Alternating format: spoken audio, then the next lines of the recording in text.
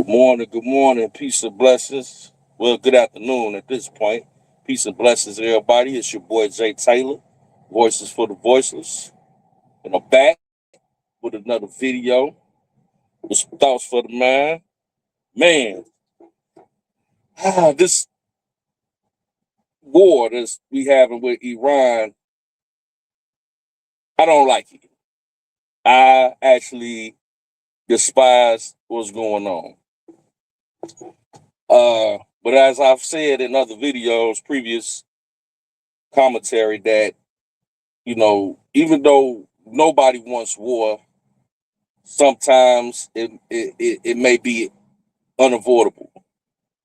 And, after 47 years of constant threats and terrorism and kidnapping and unalivings, and, you know, it's one of them situations where I think that the administration had the military intelligence that led to this point to where we are.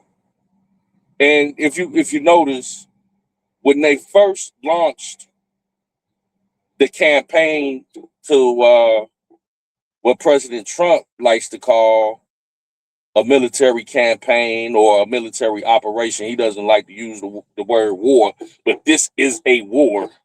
The only thing is we don't have troops on the ground fighting. Outside of that, this make no mistake, this is a war.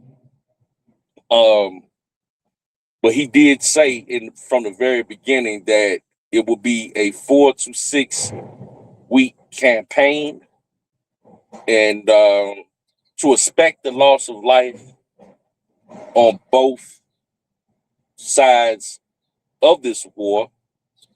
And that's what we have right now. We unfortunately we have had 13. And last time I checked, the toll was 13 American uh, citizens that were in combat have lost their lives, and there have been upwards of 300 that have been wounded of our soldiers. So rest in peace to our great military men and women that's out there, and hopefully we won't lose any more as this is winding down to, I guess, today is the day, right? And rest in peace to all the people on the Iran side that have lost their life in this. It's always unfortunate when there's a war. The economy is always compromised. It's a terrible time, right? And we were doing really good as far as the cost of living was going down. Gas was way down. I saw food was starting. They was working on beef. Was starting to come down. Eggs were down. We were going in the right direction as far as the economy and affordability until this military campaign started. And like you said, it was going to take about 4 to 6 weeks. I think we are in week 5, right? And you know, Trump, part of the deal is trying to get Iran to agree to a deal. It's kind of hard to make them agree to a deal when they have taken out all the leadership. It's kind of like who are you agreeing or discussing this deal with? Are they really in control of Iran, or because it's broken up, right? The regime is one thing, and then you have the citizens, and it's really hard to tell who's in control, right? So it's just a very very uh conflated situation. It's very confusing, but he has given Iran 48 hours, which that 48 hours would end at 8 o'clock Eastern Standard Time tonight, to either make a deal or he's going to take out all of their bridges and their power structure.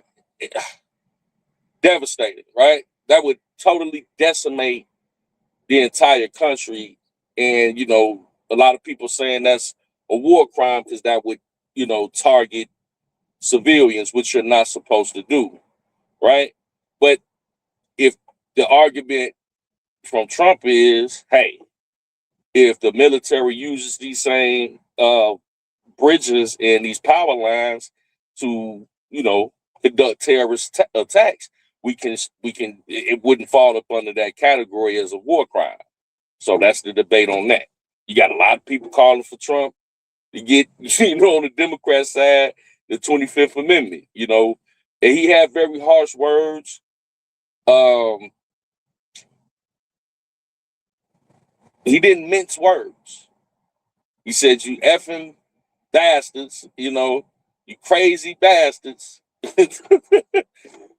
And then he said something on Easter Sunday, uh, all praises due to Allah, he mocking Islam, and I didn't particularly care for the statement, like I don't particularly care for this war, and it's statements like that. But then on the on the argument side, see, I like to look at both sides of the argument. On the argument, you are, basically negotiating with terrorists.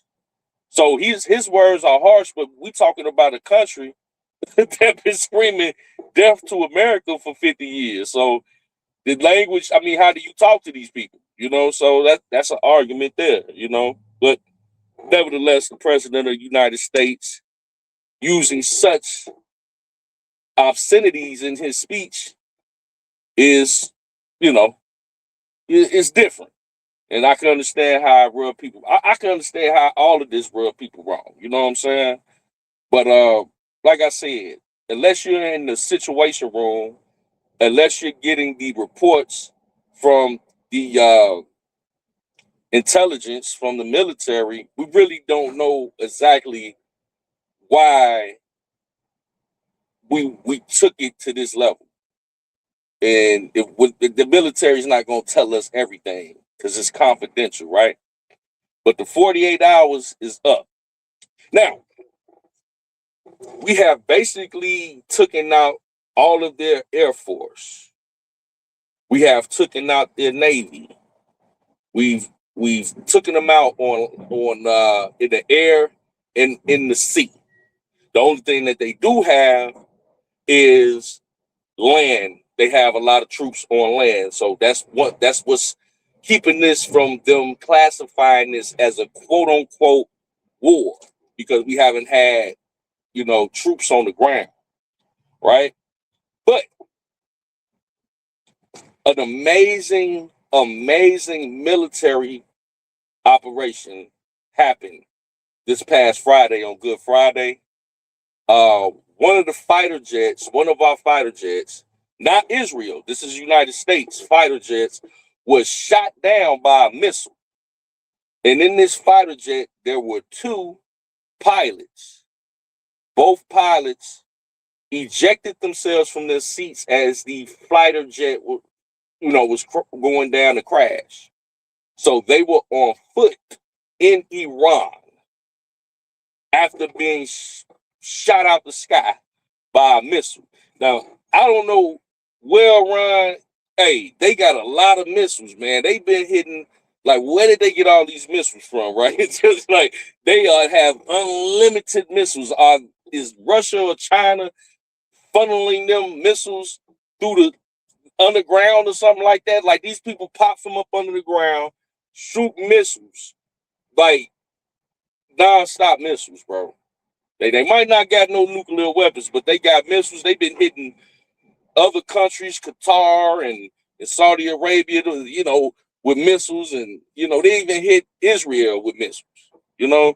And they talk about war crimes.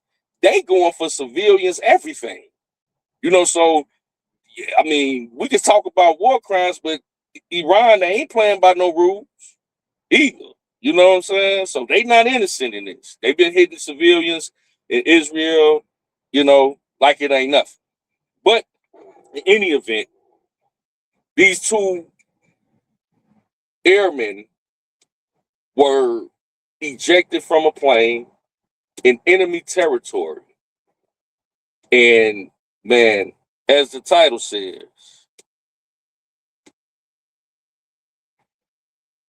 no man left behind. The U.S. military is unmatched. Right? Now, first and foremost, the first airman was rescued pretty rapidly. Right? So they had to locate the first airman. Within the first 4 hours, they found him. You know, and the Iranian regime had put out about a $60,000 bounty on both their heads. But to know that you got thousands of troops on the ground in Iran, the Iranian troops, and they did not find these uh, particular airmen, United States airmen, is unbelievable. And that we were able to rescue them. Now, the second airman was missing for a couple days. This man, while wounded, climbed up a mountain, 7,000 square feet in the air, while wounded. So he had to be in immaculate shape. I think he's about 38, 39 years old. When he got ejected from the plane, they have some, that's when that training kicked in. But he had like a one pistol, some limited medical supplies, no food. Climbed up a mountain, 7,000 feet in the air to get inside of a crevice to evade the Iranian regime that was looking for him. Our military used the CIA to formulate a conspiracy in Iran, for one, to say that this particular pilot is spread throughout Iran that, oh, they were already captured. He was already captured.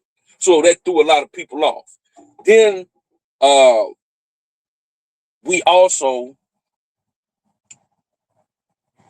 blew up some of our old helicopters on one end of the country to make it seem like he was over there.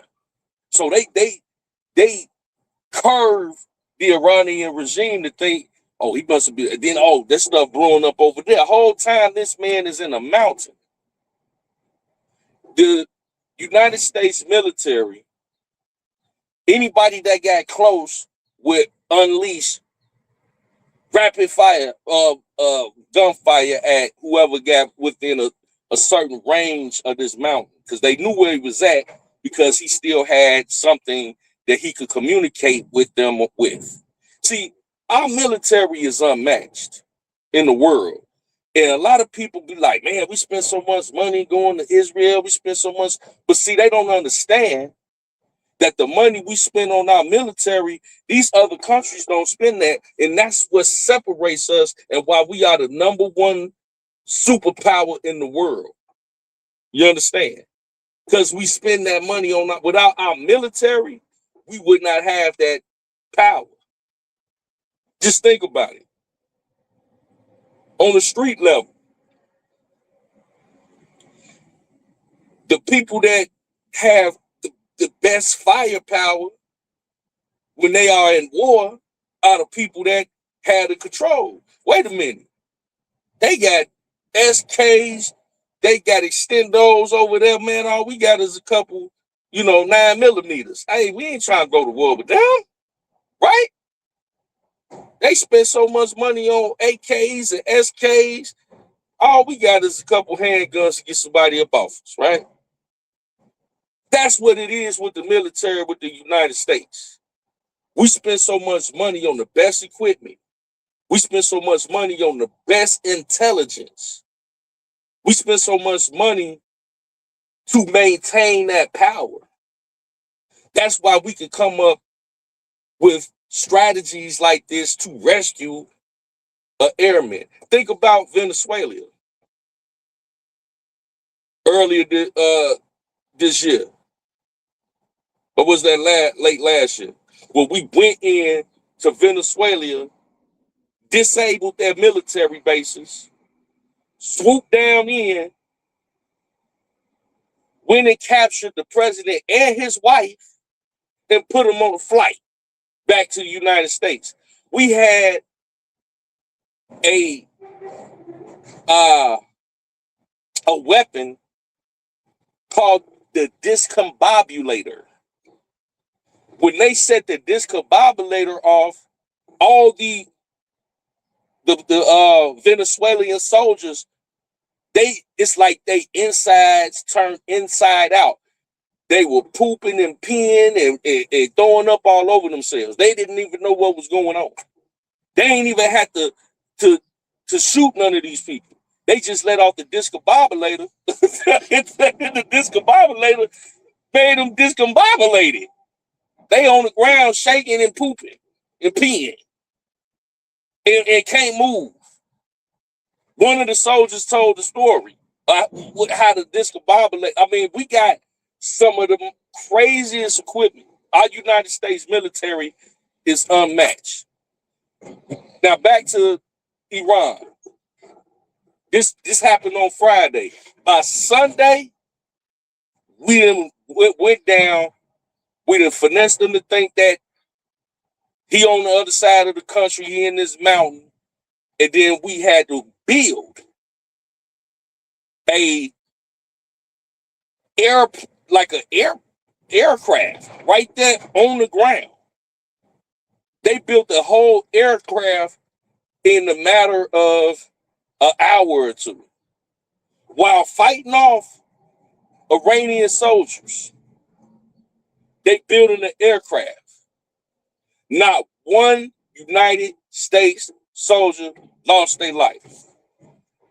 They did all of that to save one man. That sends a powerful, powerful message to our adversaries. We will go to the ends of the earth to bring back one soldier. Keep playing with us. We having mercy on y'all because we don't want to hurt the civilians. But make no mistake, we had the #1 military in the world. We're not trying to destroy the whole country. Now, that man, the first thing he did when he got up in that mountain and he knew he was kind of safe, mind you, wounded, got a $60,000 bounty on his head. First thing he did when he was able to communicate was say, God is good. And look at it. The plane crashed on Good Friday, and he was arisen and rescued on Easter Sunday, headed back to the United States. I'm telling you, our military bad, man. Our military, man, I tip my hat off to the men and women that serve this country. They deserve all due respect. They really do. Whether you agree with the war, whatever, I don't necessarily agree with it. But at the end of the day, we got some talented people in our military that are, man, I mean, that man had to be, just a picture that. You in enemy territory in another country, just fell out of plane. So you all out of whack. I mean, and then you have the strength to climb up a mountain 7,000 feet in the air. Unbelievable, bro. Unbelievable. So hopefully Iran makes a deal. And we get this wrapped up soon without having to blow out the power lines and in the bridges. And another thing they were saying, I heard that they were talking about, we're going to put children on the power lines if you think you're going to try to blow it up. You see how sick these people are? Now, if they tie children to the power lines and all that, if I was Trump, I'll be like, you know what? I'm not even finna blow nothing up. I'm not finna unalive these children. But That would be for the whole world to see how sick y'all are, that y'all would actually do something like that. To put y'all gonna hide behind these babies, you know what I'm saying? To try to prove a point. To try to, I'm just saying. They always say you can't negotiate with terrorists. These people, they don't care, man. They throw people over the bridge that are homosexuals. And over here, you got people talking about gays for Iran. It's crazy, man. But anyway, man, it's your boy Jay Taylor. Voices for the voiceless. We love y'all. Pray for our troops. Pray for Iran. Pray for everybody involved, man. Peace and blessings. It's your boy Jay Taylor. Until next time, we should see you soon. Much love.